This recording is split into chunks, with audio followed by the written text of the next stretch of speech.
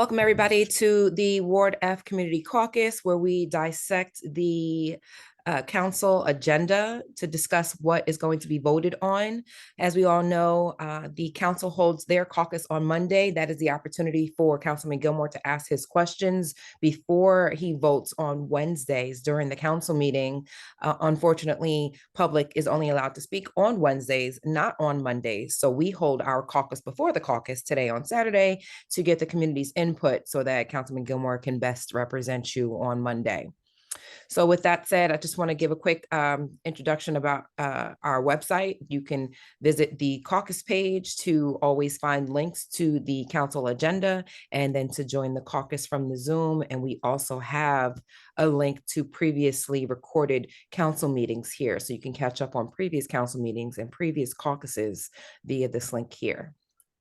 So without further ado, we're going to be reviewing the agenda for the regular municipal meeting of the Municipal Council, Wednesday, October 25th, 6 p.m. So we go straight to the first readings. And these are ordinances that are being introduced. Ordinances take two readings. The first reading is just an introduction, and it does not involve public feedback. The second reading is where the public can speak. So we like to learn as much as possible during this first reading so we can know if we need to get more public attention before the second reading takes place.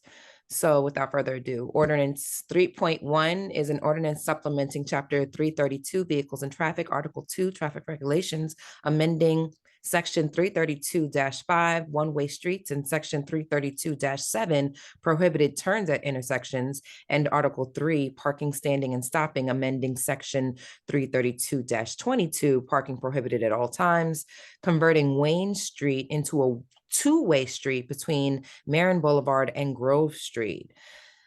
So let's look at this a little bit closer. So we're looking at Wayne Street. I like to bring these up on the map. So I'm gonna go ahead and, so it's Wayne and Marin Boulevard. So we like to go to Google Drive and really take a look at this, Google Maps, and take a look at how this is affecting pedestrians and travelers alike.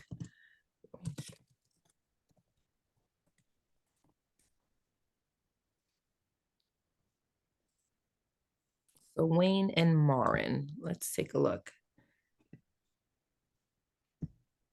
So this is Wayne Street. It's currently a one-way. They're going to turn it into a two-way, interestingly enough. It's very narrow.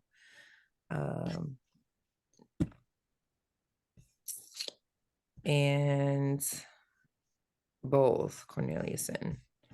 Okay, well, they normally do enough traffic studies, and if anyone has an issue with this, they can come out to the council meeting to discuss whether or not they think this purpose is good or bad. The purpose of this ordinance is to convert Wayne Street from a one-way street in the westbound direction into a two-way street between Grove Street and Marin Boulevard. In the current configuration, all drivers along Wayne Street in the subject area must travel through the signalized intersections of Grove Street and Wayne Street and Grove Street and Columbus Drive. During peak periods, Wayne Street experiences extensive queuing. The conversion into a two-way street will provide residents and patrons of the parking garage located at 95 Columbus Drive outlets in both Grove Street and Marin Boulevard. As part of this change, eastbound left turn movements from Wayne Street onto Marin Boulevard will be prohibited at the unsignalized intersection. So no more left-hand turns from Wayne Street.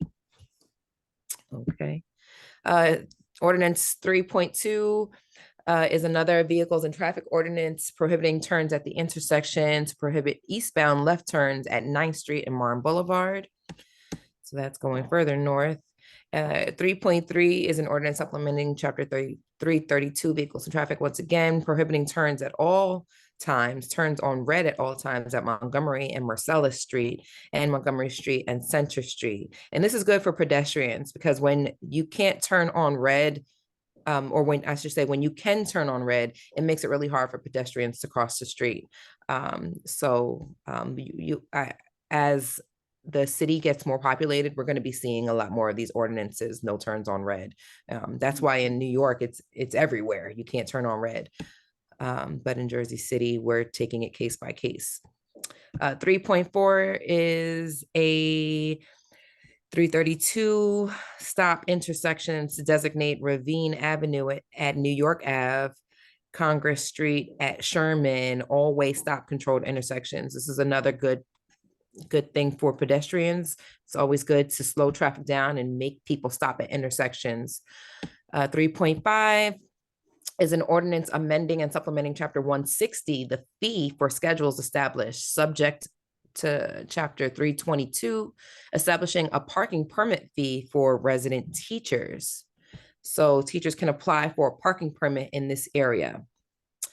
3.6 is an ordinance of the Municipal Council of the City of Jersey City establishing Chapter 91, an Animal Welfare Advisory Committee. And this is because Liberty Humane Society we're ending their contract. The city is taking over these services. So this is the beginning of these steps because we're supposed to have everything in place by January. So this is the advisory committee, Animal Welfare Advisory Committee. Super important. So we're going to pay attention to this and make sure once the members of the committee are selected, it is up to the people to do our due diligence to make sure we're looking at the resumes of those who are selected to make sure they're the best ones for the job. Because we definitely we need to do a better job than Liberty Humane Society did.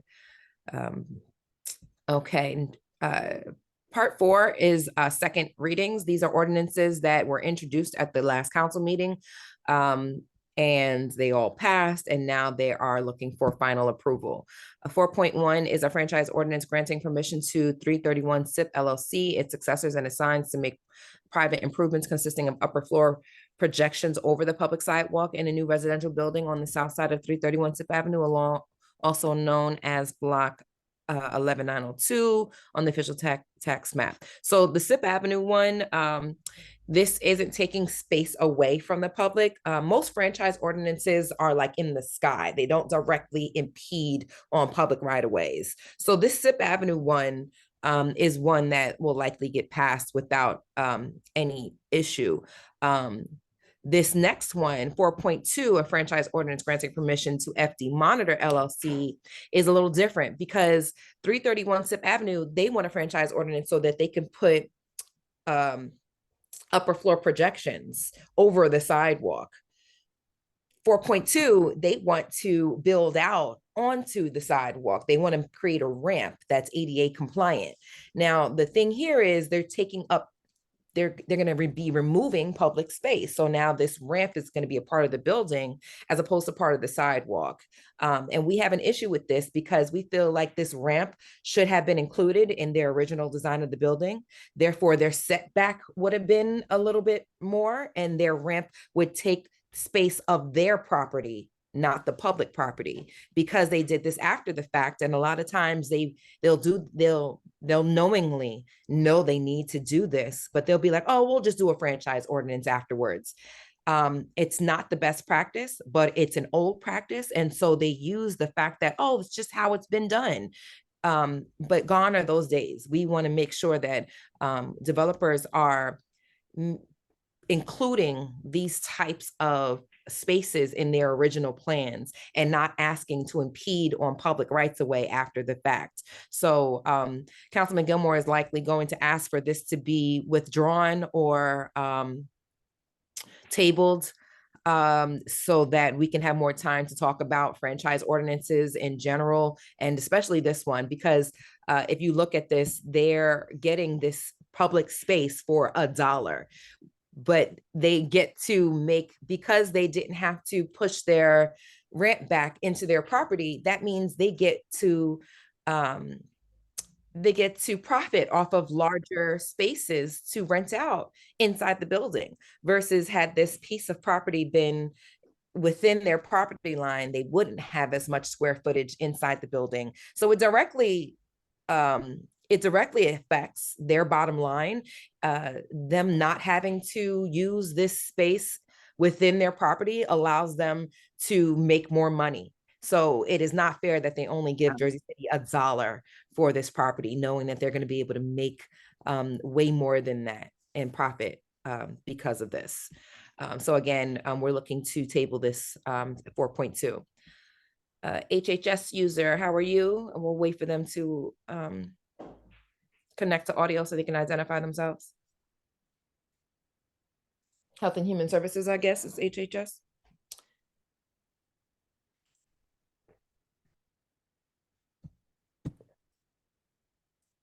Hi, HHS user. I've asked you to unmute and show your camera so we can identify you.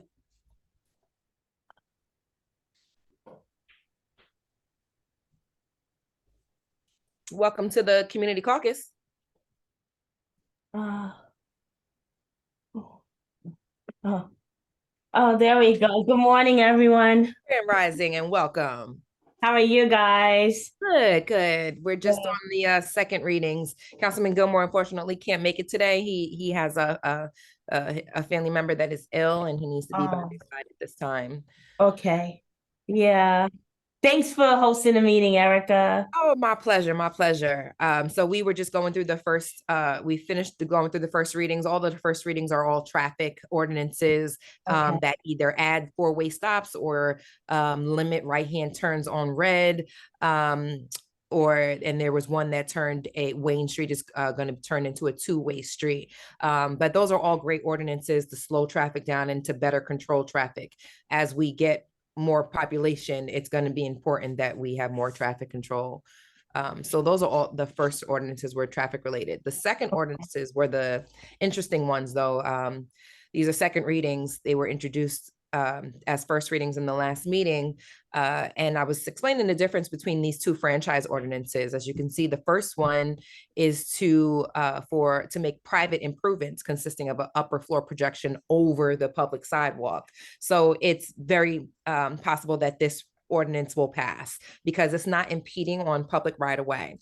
The second ordinance, though, it's taking away from the sidewalk. They want to use the public sidewalk to install a ramp for their building so their building can be ADA compliant. Our thing is they should have included the ramp in their original building sketch out, and that ramp should have been a part of it should be inside their property line, not outside their property line. And so because this ramp is now outside their property line, they get to make more money off of renting out the spaces within their property line because they didn't have to take away their square footage. So we have a problem with the fact that they're only paying the city $1 to use our public space and to take away our public space. So Councilman Gilmore is looking at increasing this amount for franchises. He wants to get rid of those days where developers submit these franchise ordinance after their building has already been built. These franchises, these requests should be a part of the original plan so that these developers can know whether or not they'll have the ability to impede on public rights of way. Because right now this building is already created. They have no choice but to impede on public property to be ADA compliant. But that is not the city's fault. That is not our fault. And we should not just be giving it away for $1. So we're going to look to withdraw 4.2 regarding Monitor Street. 4.3 is an ordinance approving a tax exemption and authorizing a financial agreement regarding Lafayette Village pursuant to the New Jersey Housing and Mortgage Financial Agency law. So this is what with regards to this property that is majority affordable housing. They are redoing all the units. The renovation is approximately $4,000 per unit. It hasn't been renovated since its creation, I believe. So they're all getting new cabinets, new flooring, new bathrooms, new kitchens, and they're also going to have to be placed possibly off-site while the renovations occur. But Councilman Gilmore and I have been working closely with Lafayette Village and closely with the management to make sure that everybody comes back. It's not going to be one of these where you get moved off and then they rent it out to somebody else and you don't get your place. We are closely following this renovation to make sure that everybody is in good standing before they're moved off the property and so that they can come back. Okay. This is the tax, the exemption related to that to make sure that they can afford the renovation for this affordable housing unit. I think only like it's a small this. I think it's like 7 units or something like that that are market rate out of Lafayette. 4.4 is an ordinance supplementing chapter 332 vehicles and traffic, parking, standing, and stopping, amending section 332.22 for Halleck Avenue, prohibiting parking at all times on Halleck Avenue. Alec Ave, never heard of it. Alec Yeah, Ave. Broadway north to dead ends. Where is Halleck? Alec.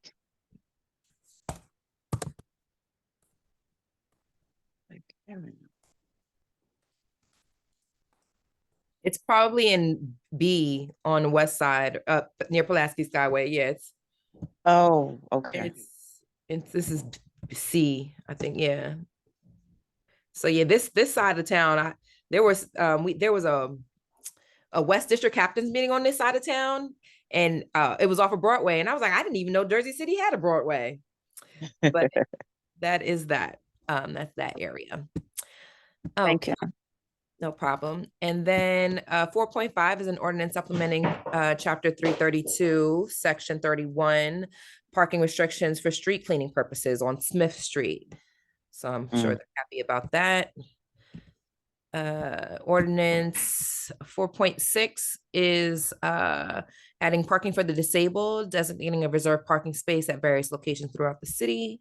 So this is when disabled persons apply for parking spaces.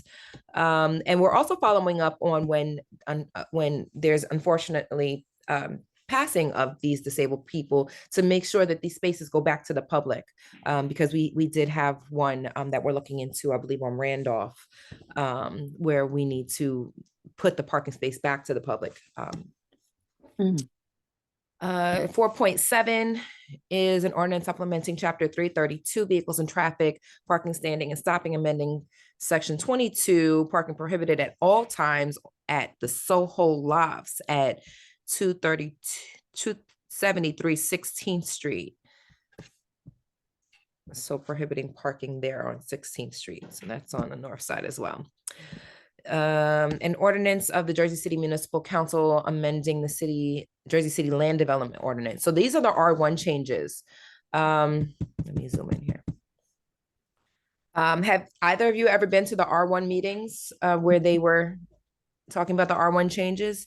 So if we go to the planning website, and we were we were at the one in up at where your office is with the okay, plan. that was one of the first ones, right? Yeah. We hosted a couple in Ward F, like you said, at our office, at the Mary Bethune Center. We did a walking tour. So Yeah, Ward F, we've tried to do our due diligence with letting the people know, but we are still challenging the city itself. I just want to show you the video. So they do have a video here discussing the R1 changes. And basically it's allowing more density. So it'll automatically allow 1 and 2 story homes to be, no, I'm sorry, it'll automatically allow 1 and 2 family homes in the R1 areas to be 3 family homes. Oh yeah, I remember that meeting now. Yeah. So it's automatically going to allow increased density. Right now, you have to go to the zoning board of adjustment to be granted a 3rd unit. A lot of these basement apartments are illegal and those tenants have no rights. So this would allow those tenants in those illegal apartments to automatically have rights. It'll allow those tenants in those illegal 3rd apartments to be able to submit a complaint about their landlord if their water isn't working, if they don't have proper fire exits, because right now we can't do anything about it. If you decided to go into an illegal unit, you are taking that risk on your own. So I see so many benefits, right? And it'll allow people who need more income to be able to rent out their basement, to be able to turn their garage into an apartment so that they can get more income and afford the increased taxes.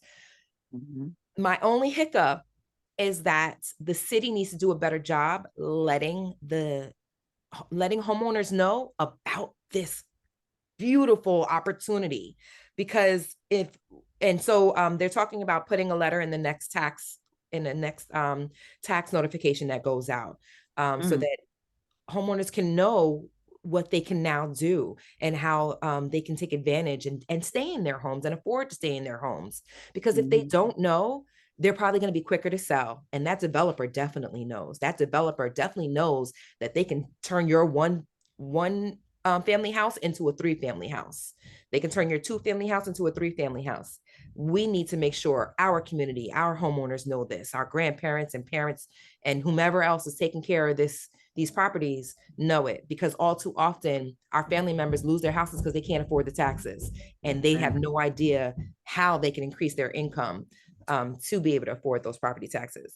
Another big thing that why people need to know is because whether you decide to add this third unit or not, your property taxes are going to go up because you have the ability to. It's not about what you have, it's about what the area is zoned for. And just the zoning of your neighborhood can increase the property value. So it's not a lot of times it is about, what your house looks like, but at the basis, it's the potential that has that value. So we just want to make sure that the city of Jersey City is doing their due diligence to make sure homeowners know the value potential of their homes before they sell it. Mm.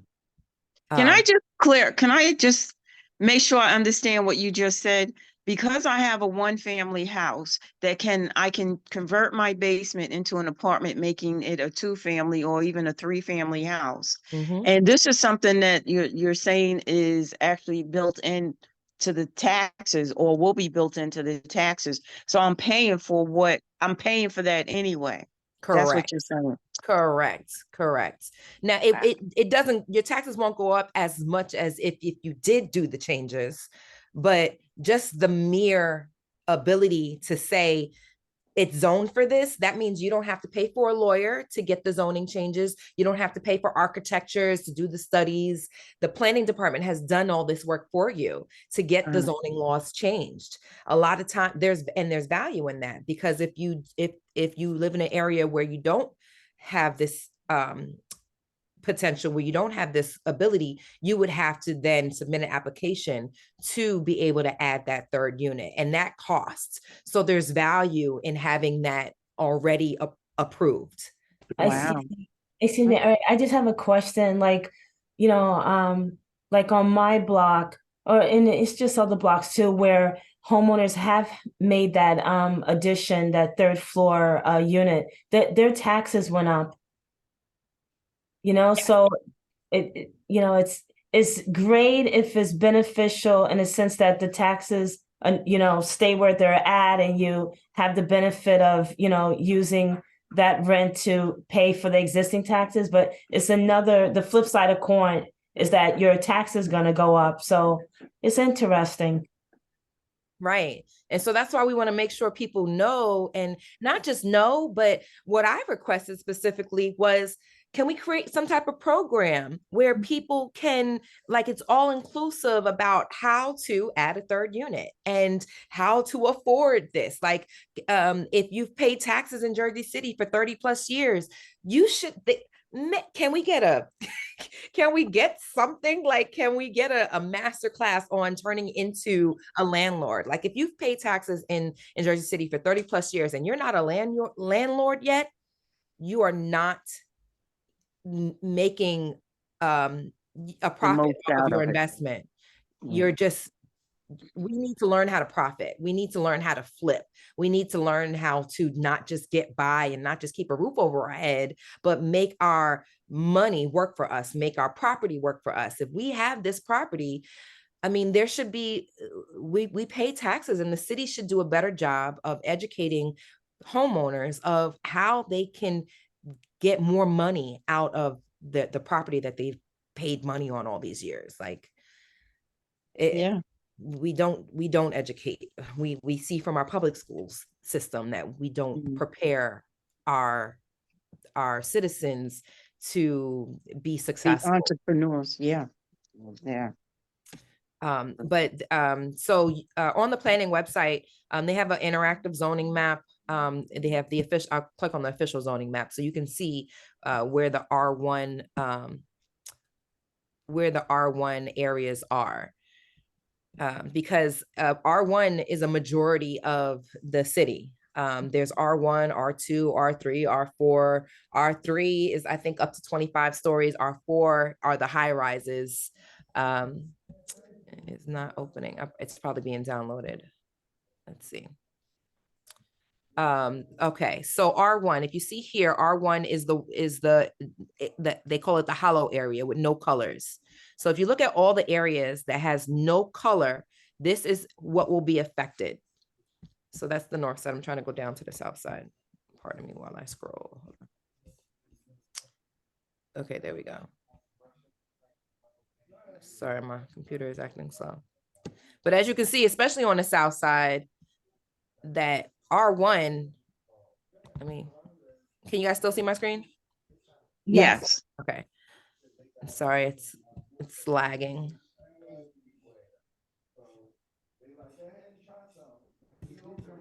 It doesn't want me to.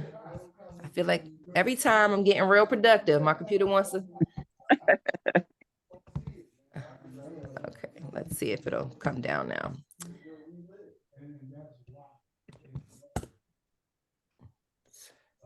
And hi, Denise. Denise just joined us. Hello, how are you? Hi. How are you? So we're currently talking about the R1 changes. Pardon Councilman Gilmore's absence. He is taking care of a very ill family member. Okay. So great. So here we go. Here's the south side. Come up a little bit more, please. So all of these white areas, these white and gray areas, that's the R1. So all of these 1 and 2 family houses, these will all now be zoned for 3 family. So and what we fear is that, yes, we have the no knock ordinance, but a lot of people still don't know what the no knock ordinance means. And they also don't know that you have to register to get a sticker put on your door to say, don't knock on my door. If you don't have the sticker on your door, then people can still solicit. So there's 2 steps to the no knock law. Like, we have the no knock law that says it's illegal to knock on my door and sell me something or try to buy something from me, like my home, but it's only illegal if my home is registered on this list, right? So that's the second part that people need to be notified of. If you don't have this sticker on your door, I suggest everybody definitely get registered to be listed on the no knock ordinance, so that these developers aren't harassing you trying to buy your home, because that's what's going to come. As soon as this ordinance is passed, the developers will be coming to buy up your property, because now instead of 2 units on your property, it's going to be 3 units. It's going to be more of a profit. It's more of a profitable amount. And what they do is they'll buy one house and sit on it, board it up, and then wait till the property value goes down for the next house, buy that house, sit on it, keep it boarded up, let the property value go down, buy the next house, sit on it, let the property value go down. Not until they own the whole block will they start to redevelop it, or own like 2 or 3 houses, 2 or 3 lots. They'll knock them all down and build a nice big building, right? It doesn't happen overnight. But it can happen. And if we're not redeveloping our own neighborhoods, then it's in a matter of time, we're going to be bought out. So I just want to make sure that the city, before we, when we pass this, because they said they're not going to do it, but they're not going to do the educational, take the educational steps until we pass it. But we want to make sure that it's a part of the ordinance that says, when we pass this ordinance, you have to let the people know in writing, in a letter to their home, that this ordinance hasn't been passed, because it's such a huge change for the city, and it's going to automatically increase density in all of these neighborhoods. And it's also going to affect parking. In addition to the basement apartments, it also allows units to be built on top of garages. If that garage has its own walkway or has its own entrance, then it will be allowed to have an apartment on top of it or inside of it. They can either put a unit inside their garage or a unit on top of their garage. So we just want to make sure that the people know that, and the people take advantage of this that have been here, and not just out of towners who come in and say, oh, I could turn this 1 family into a 3 family. Let me buy your home. They're not going to tell you that, of course, when they're buying your home. They're just going to say, oh, don't you want to get out of the city? Move to the suburbs. Okay, let's go back to the council meeting. Okay, so 4.9 is ordinance 23-104. It is accepting a dedication of certain roadways, sidewalks, and utilities located on a portion of Regent Street between River Street and Douglas and Arthur Skinner Memorial Drive. So this is also great whenever we can get streets dedicated back to us. It's a win for the city because that means that we have control of the city now, that we can add it to our street sweeper, we can add it to our street cleaning and garbage routes and snow plowing routes. When we don't own the street, it's on the private owner to do all of this, and then that goes into the tenants. Normally they'll see that in their rents. So when they dedicate it back to the street, that's the tax dollars paying for that street cleaning. Then we have the public request for hearing. Or before we move forward further, anybody have any questions with regards to the first readings or second readings? I don't. Okay. And then we have public request for hearing. Currently, there's 14 people signed up to speak. To sign up to speak, you would go to the city planning, city council page, and you can get there from our caucus link as well. When you click on the agenda, you can sign up to speak here, public speaking list request. And of course, you need to sign up to speak before the meeting if you'd like to speak on anything in general, any topic in general. With regards to second readings, you don't have to sign up to speak on a second reading. They have a public speaking section after each one. But if you want to speak on any of the resolutions or anything in general, you do have to sign up to speak. And then we have petitions and communications. These are letters that are sent to the city for public knowledge. We usually skip over these just because they are basically just letters that after reading them, they may turn into petition, they may turn into resolutions, they may turn into ordinances. And those are available for public reading as well, but you would have to request them from Sean directly. We're trying to see how we can get links to these available because it's 2023. It's probably, I know it would be more work on the VA's office, but it'd be nice to be able to just click on them and read them versus having to request. But they do provide a summary here of what these letters entail, but they're not changing any laws, so we skip over them. And then we have reports of directors, none, claims and amendments, and then resolutions. So Councilman Gilmore likes to say this is where we spend the money. These resolutions are mostly bills that need to be paid or contracts that need to be extended or started. So we'll go with 10.1, a resolution requesting approval of items of revenue and appropriation pursuant to NJSA 40A 4-87. So we are taking funds from, so these look like grants. So these are all grants that we have. So it looks like we're just using the grant funds that have been offered here. So it's not tax money, grant money. And then 10.2 is a resolution recognizing October as Hindu Heritage Month in the city of Jersey City. There's a lot observed in October. October is Breast Cancer Awareness Month. It's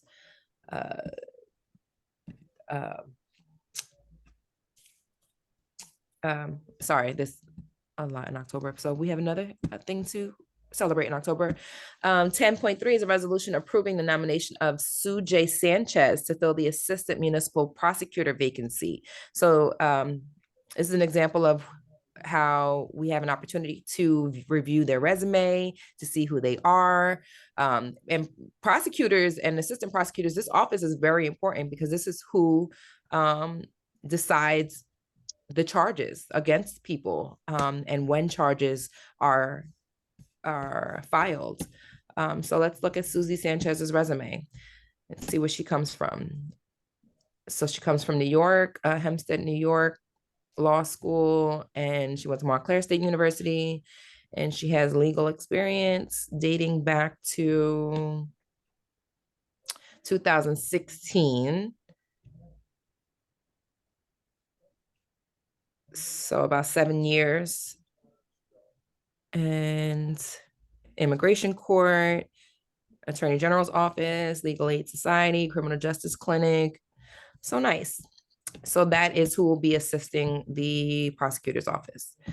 Resolution 10.4 is a resolution awarding a contract to Wilbur Technical Services LLC to provide air quality monitoring services for the Department of Health and Human Services. This is great too, because we know that, especially with the increase of population and transit, comes an increase in, or I should say a decrease in air quality. So it's good that we are hiring somebody to observe this. And we have another Zoom in attendance. Is that Lisa? Yes, it is. Hi, I'm driving. Hi, Lisa. It's me. Welcome. Hi. I'm leading the Zoom today because Councilman Gilmore is taking care of his sick mother at this time. So I pardon his absence. Okay, thank you. We went through first readings and second readings.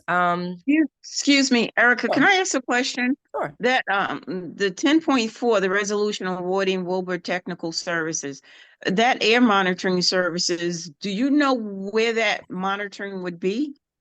Inside of a building, inside of where, do you have any more information on where that would be? Great question. Let's look at that. So Wilbur Technical Services delivers innovative world-class air quality process and laboratory systems.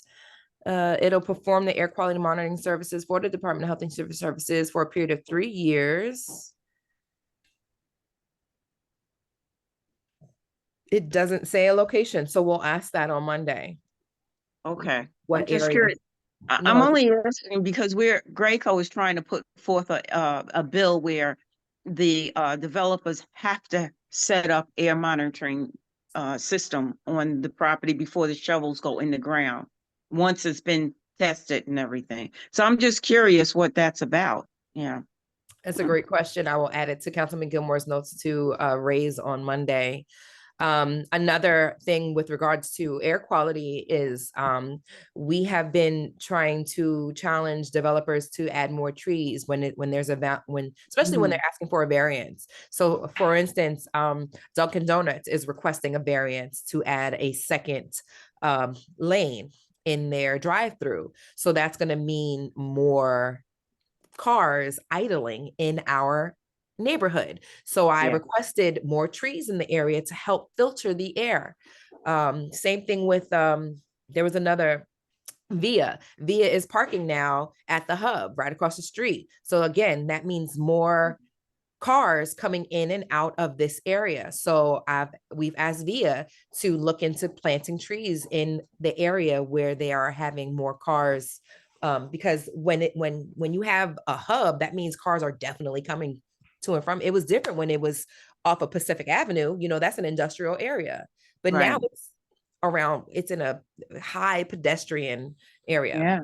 So they need to, what's the goal when you have zero emissions, or when you balance out? So definitely. So I'm looking forward to that. We'll definitely help sponsor that when that comes to fruition. Okay. 10.6, sorry, so let me go back to 10.5. 10.5 is a resolution of the Municipal Council of the City of Jersey City authorizing acceptance of additional grant funding from the County of Hudson Department of Health and Human Services, Office of Aging. So great. So this is more money coming to seniors. And we have started to work real close with the Office of Senior Affairs to bring more activities to senior citizens, to bring more knowledge. We're looking into bringing more computer literacy classes and social media literacy classes, because it's not just about being able to open Word, but it's also about socializing with people. Social media is how people socialize. It's the way of the future, so we want to make sure that all of our citizens are able to keep up with the technologies. 10.6 is a resolution authorizing the award of a competitively bid contract to the Jersey City Medical Center to provide. So I thought this was not on the agenda. It is 10.6. Oh my goodness, she told us it was canceled. Here it is. It is 10.6. It is on the agenda. Why would it be on it? Why would it be on there? And they said it wasn't going into it had to go to the caucus first. So wait, everything always goes to the caucus. If it's on the caucus, that means it's on the agenda. The agenda. It always, yes, it goes to the caucus first. Everything on the agenda goes to the caucus first to ask questions about. But I am, because We there have have some been, questions. Denise, do you Yeah. have your questions? Do you have the questions in front of you? yes, No, the questions from Jersey City Together. Yes, and I wanted to add another question in regard to Shay, the director of the police, also being there because this is a 911 response team, and they're saying what he's going to do. But I want to hear it verbatim from him and his planning, because this is just the medical center talking about their planning and even understanding it in the hours. So there's no clarity in this. And I spoke to Waterman yesterday, Councilwoman Waterman yesterday, and she said they weren't coming to for us to ask questions at the caucus.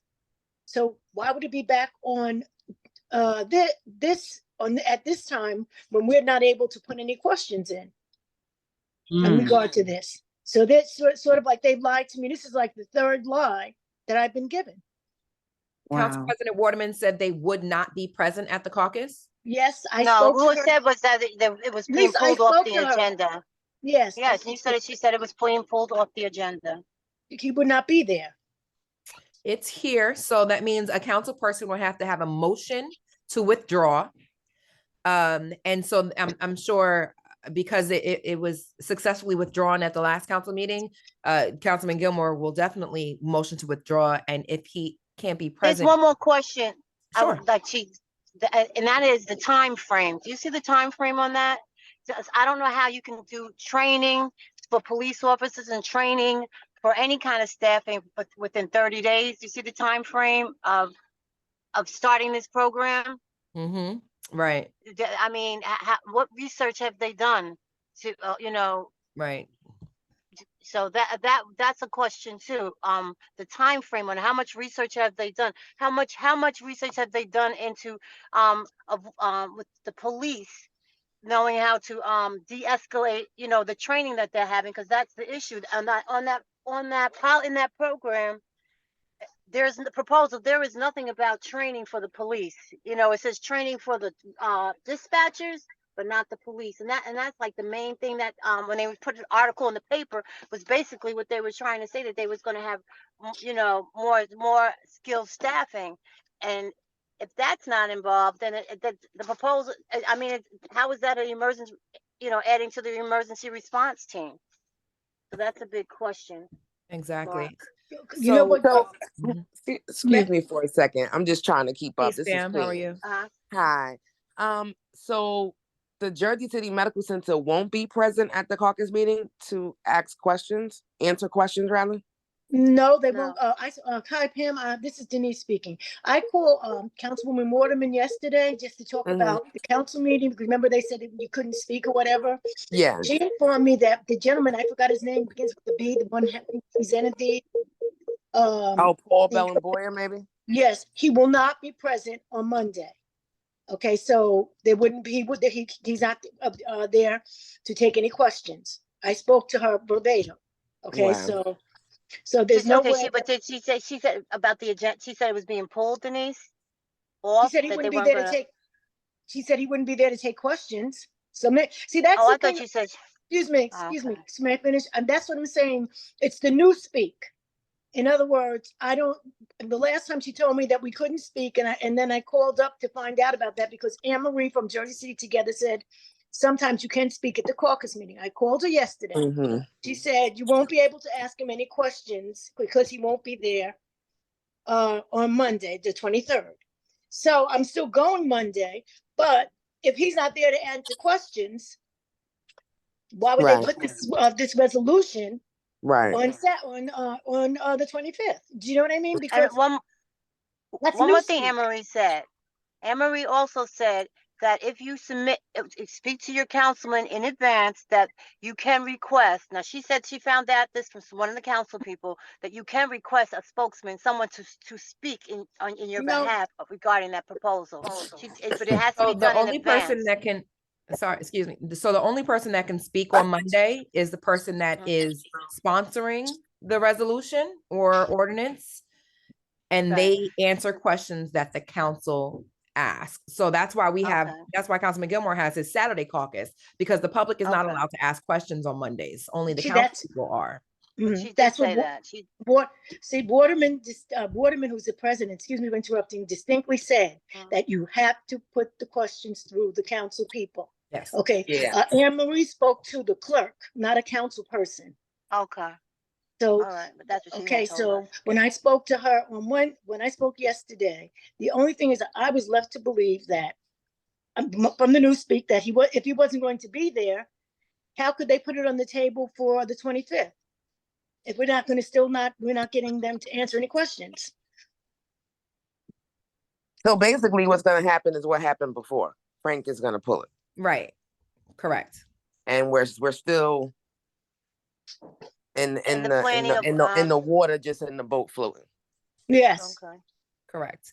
Did you get a chance to look at that, Pam?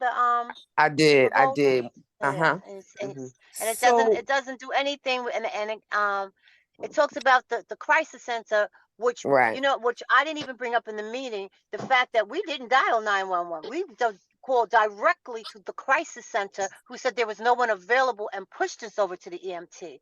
So Right.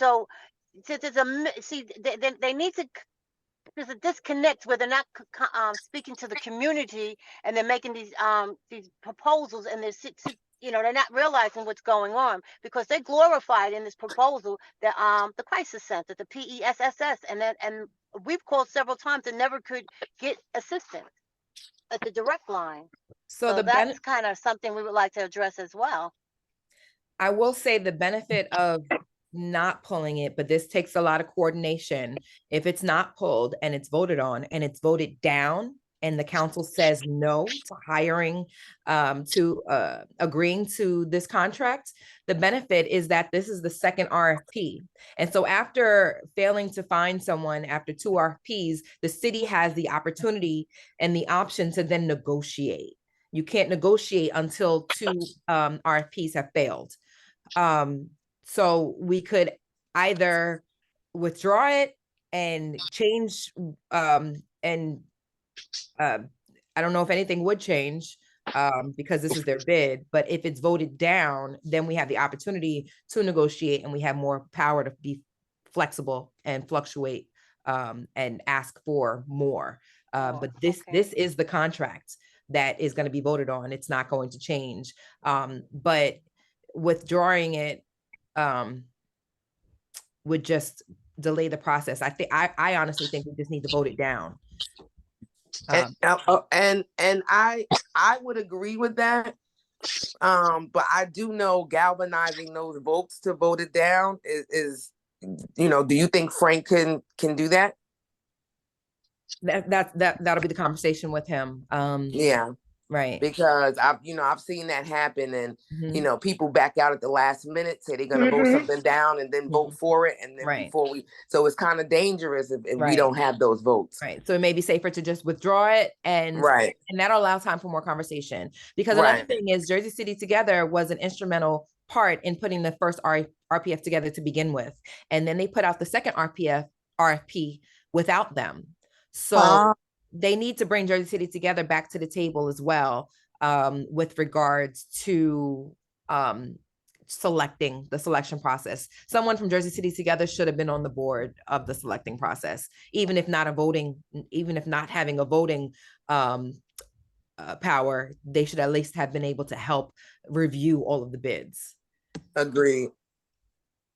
I agree. Okay. So I will share all of that with Councilman Gilmore. Everybody, okay, moving on to 10.7. Yes, thank you. My Thank pleasure. This is you. all recorded as well. I'm going to share the recording with him as well. 10.7 is a resolution authorizing the City of Jersey City Department of Health and Human Services to accept additional grant funds from the Hudson County Department of Health and Human Services for the peer grouping meal program to execute a grant agreement. 10.8 is, and if anybody has questions at any time, feel free to stop me. I'm just reading through them. 10.8. I'm sorry, I have one. What is Sure. what does peer grouping mean? Who's that? So Peer the grouping. Peer grouping, let's read through it. Okay, so whereas Hudson County Board of Commissioners authorized a grant award in the amount of $40,000, approved reallocating the funds to peer grouping program.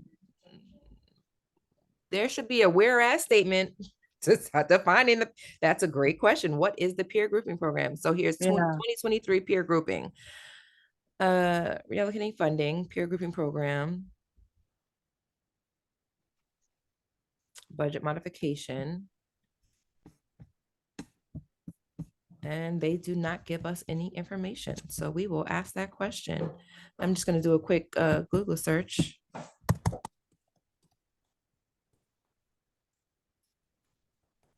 Yeah, I've never heard of that program.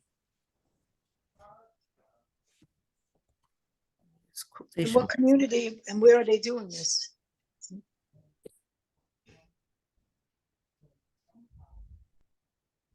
Various program services, homeless population, but that's not peer grouping. I'm looking for peer grouping. Here we go. Press release for December 22nd. 7.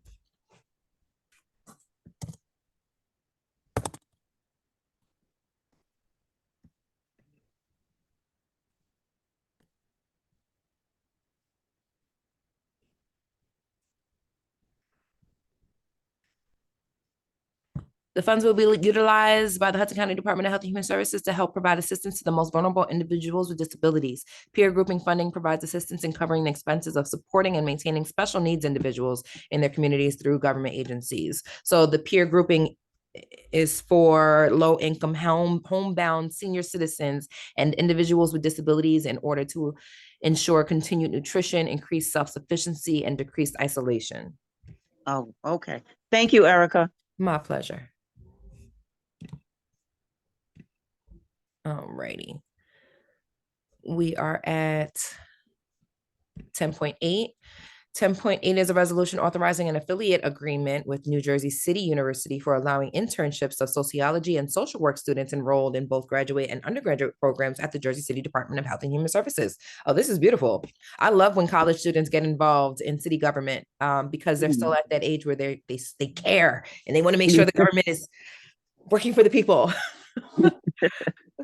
10.9 is a resolution authorizing the use of competitive contracting to award a concession contract to monitor and ensure short-term rental compliance.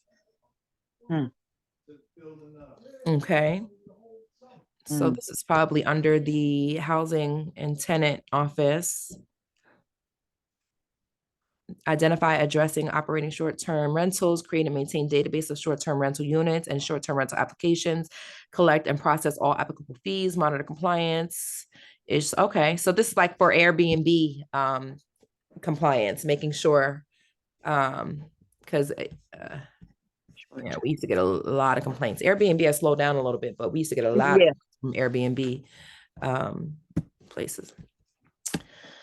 10.10 is a resolution of Municipal Council of the City of Jersey City authorizing an AHTF Affordable Housing Trust Fund award and the execution of an Affordable Housing Trust Fund agreement with Garden State Community Development Corporation for a new construction project located at 307 Bergen Avenue. So they're getting trust fund funds, and these need to be monitored closely because a lot of times when they get trust fund money and they know it's going to be an affordable housing property, the units are not well constructed. We are finding that in a lot of properties around Jersey City, especially on the south side that were built 20, 30 years ago, have issues. Even the ones that were built 10 years ago, the affordable units that were sold, the Jackson Homes are seeing a lot of issues with their property. I mean, they're only 10 years old. So we may need to, just like they created a position to look at those short-term properties, we may need a special position where they are watching the developments of these affordable housing units to make sure that they're up to code before before it's before you get your certificate of occupancy. I mean, I feel like these units shouldn't just be looked at after they're completed. They should be looked at throughout the whole process to make sure the foundation is correct. Because the Jackson Homes, they have foundational issues. Right. Yeah. That's yeah.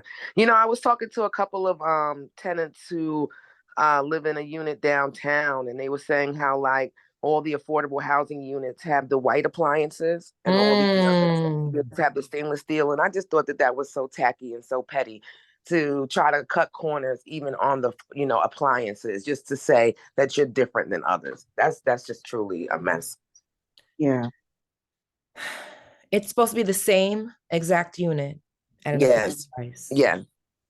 It's terrible. But we won't know unless there's, someone, who's going in there after it's built, checking for those things. The same thing that, Ms. June Jones said at the last meeting with the Black, minority contractors, is like you would know that they weren't working if you had an office of compliance that was actually doing something. Exactly. Come on now. Exactly. Yeah. They're not proactive at all. It takes someone complaining.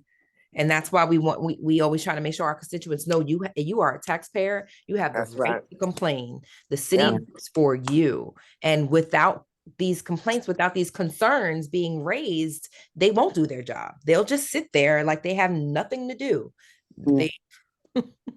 True. I get so jealous, like walking by these offices, and I'm like, they just not doing nothing. It's crazy. I got some work for you. 10.11 is a resolution authorizing the City of Jersey City Office of Emergency Management and Homeland Security to accept a grant from the United States Department of Homeland Security and the New Jersey Office of Homeland Security and Preparedness through FFY 2023 Urban Area Security Initiative Grant Program to support emergency preparedness. What type of preparedness? Right. It's $1.6 million. For what? For more weapons? What? Yeah, we need, what are the types of preparation that $1.6 million is going to pay for? So here's the grant. Okay. Yeah, Cybersecurity, generators. Okay. Unified approach to mass casualty incidents. So that's basically making sure we have body bags. Rescue task force, critical infrastructure, ALP system enhancements, commodities warehouse, geospatial spatial infrastructure mapping, domestic preparedness planner, EOC maintenance contracts, portable mobile radios, oxygen cascade trailer, $250,000 in portable mobile radios. Like, are they this for the public? Are these things being handed out to the public, or who gets these? Yeah. Like, who gets to be prepared in case of emergencies? Yeah, so we'll ask the question about like who specifically uses these, each of these, and what office will it be distributed through? I didn't even know we had an Office of Homeland Security and Preparedness. So we'll meet with them. They'll be there present on Monday. We'll talk more about that. They should be present there on Monday anyway. 10.12 is a resolution authorizing the award of a competitively bid contract to Supermass Studio Landscape Architecture to provide professional and technical services for the Bergen Arches feasibility study.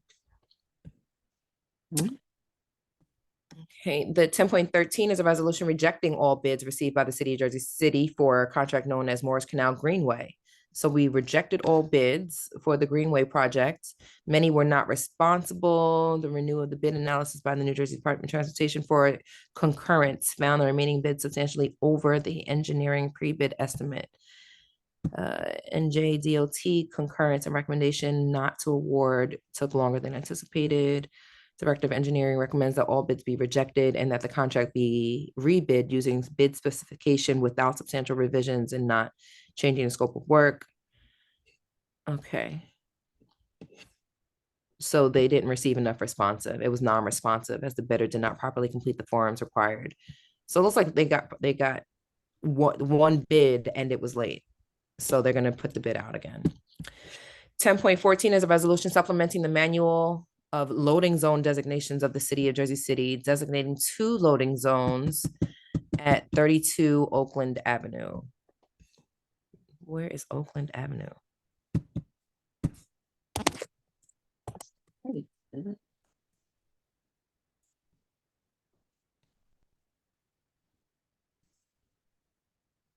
Near the Hudson County Administration Building.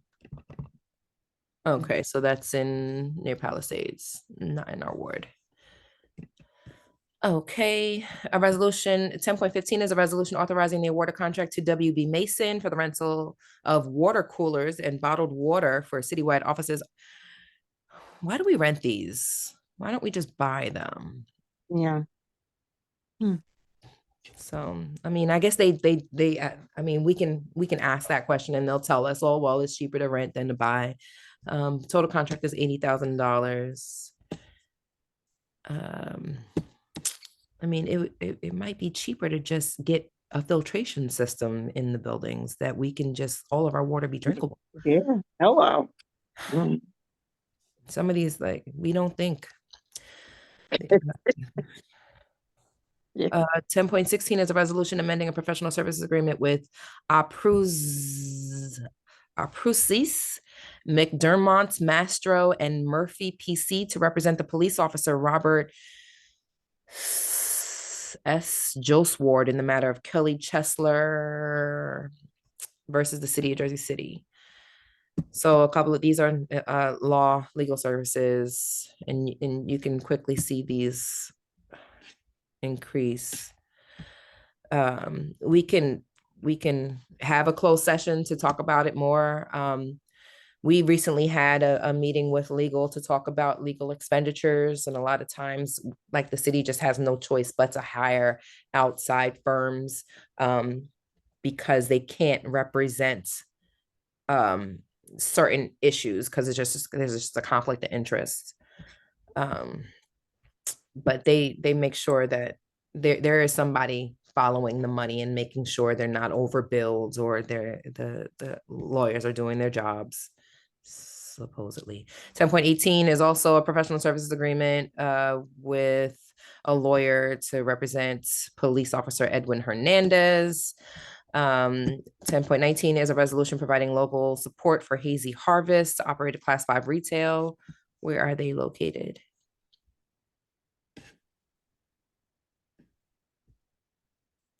Hazy Harvest.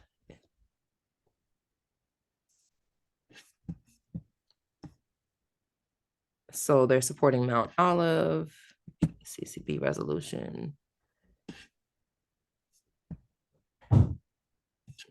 The address. Oh, 398 Pacific Avenue. Okay, so that we have I think this is the first one in this area. I think this might be Ward A though.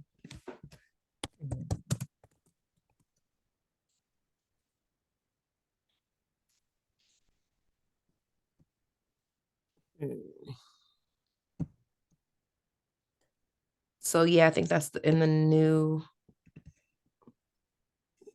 that line is so.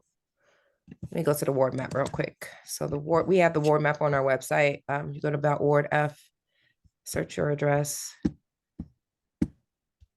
And I just want to see what ward this is in.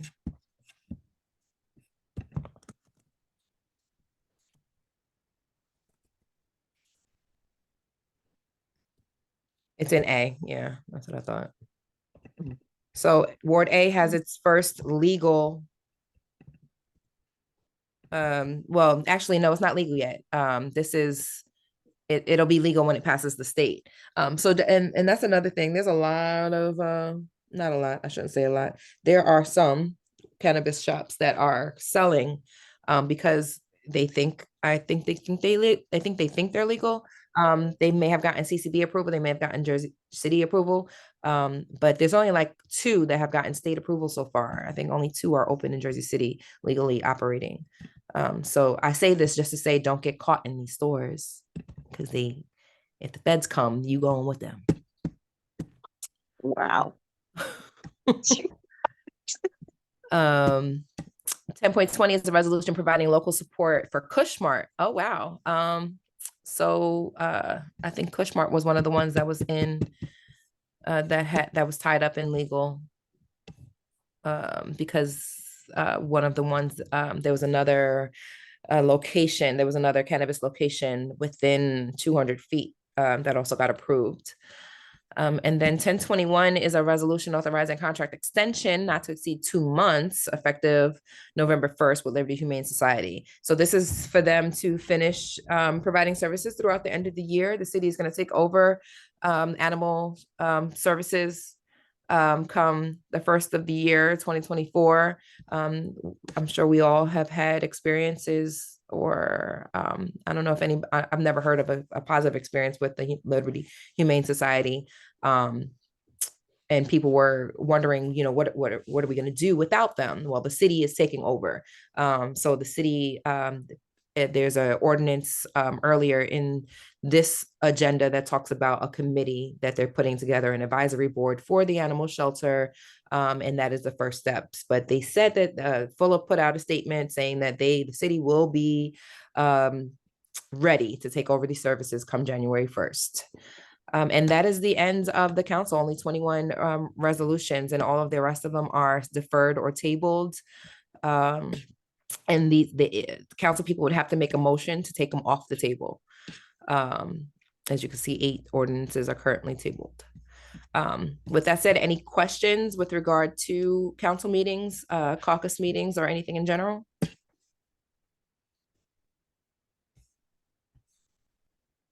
None. I Well, don't have any. okay. This was great, Erica. Thank you so much. So we do this every Saturday. We call we in the office we call it the caucus before the caucus because we want to be able to get the community's feedback and be able to speak on behalf of the community on Mondays, and then vote on behalf of the community on Wednesdays. And yes. Dr. Denise, would you suggest I still go to the caucus meeting on Monday just Yes, to yes. It's get this knowledge so that you can know firsthand how it went and so you can understand, have that background knowledge for Wednesday. And also you'll know whether or not you need to gather the forces to come on Wednesday. Because the council will talk amongst themselves publicly on Monday to say what their plans are for Wednesday. So they'll talk amongst themselves publicly on Monday and say, oh, we're going to pull this, or they'll talk to the lawyers and say, can we pull this? What are our next steps? A lot of times they get their permission to act from the legal counsel. And it's advantageous to witness that back and forth, to witness that communication. Okay. All right. Mm-hmm. So you're saying we should send out questions also to them anyway, these couple of days, to put them out there now? Yes, because it's on the agenda. Okay. They need to be armed with the knowledge. They need to know why they should table it. They need to know why they should withdraw it. Okay. With all these questions We being should unanswered, send emails to the other council people as yes, well, correct? yes, all 9 of them. Okay. They all have a vote. And Gilmore only has so much authority when it comes to trying to be of influence. Normally, the council people will vote how the council person of that ward wants to vote, but because this is a citywide ordinance, Right. Or a resolution, he doesn't have the authority that he would say if it's talking about a one-way street in his ward. Then they would vote in his favor because it affects his ward. But because this affects the city at large, I would definitely try to get FaceTime with the at-large people, with Rivera, with Waterman, with Amy DeGeese. Call their office, see if you can get an appointment with them to talk about all the questions and concerns that you have. Because the main one is the training of the police officers. That's the big issue. So no one else has to go through what we're going through. That the situation was, the crisis center was called and it was passed off, and it was not. It was escalated instead of de-escalated, and they need to learn how to, so no one else's life is taken like that unnecessarily. That's the main issue we're concerned about with that proposal. So I guess we have to call everybody, because that's really important before, if that goes through, unless there's some other kind of program that's going to happen, proposal coming through. But if there is, it needs to be simultaneous. We need to make sure, you can't Okay, pass right. one and hope the other one will come. It Right, has to right. be, they have to be like sister resolutions passed Right, right. together. Eh, Right, right. We just want them to get it right, Erica, just Mhm. what their proposal is not what would be efficient for Jersey City. It's 2 to 10, and not even understanding how the training is going to go. So definitely we're going to fight, to get a better program going. Maybe they can work on their program to present it in a better way. Mhm. Okay. Okay, All right, so definitely. we have to get together ourselves and have a plan of action. Thank you. Yes, and I also say this because, like I said, unfortunately, Councilman Gilmore has a illness in his family, and we don't know, it's a severe illness. So wow. while I'm asking everyone to send him prayers, we also need to act, and make sure that we are being due diligent as well, Right. while he may not be able to be as present as he wants to be. So we should definitely make sure that we are asking the community to make these calls and send these emails as well to table or withdraw this resolution. Absolutely. Okay. Okay. Do you have any suggestions, Erica? Yes. So we can talk offline if you want. I can create a Okay. new Zoom and I can send it to you, Pam, if you're available. Okay. I I'm wanted available. great. I wanted I'm to touch base available with all you day about. today. So please feel free. Okay. Well, Okay. actually, let me just stop this recording and we can stay on. Give me a second. Okay. Okay. Thank you.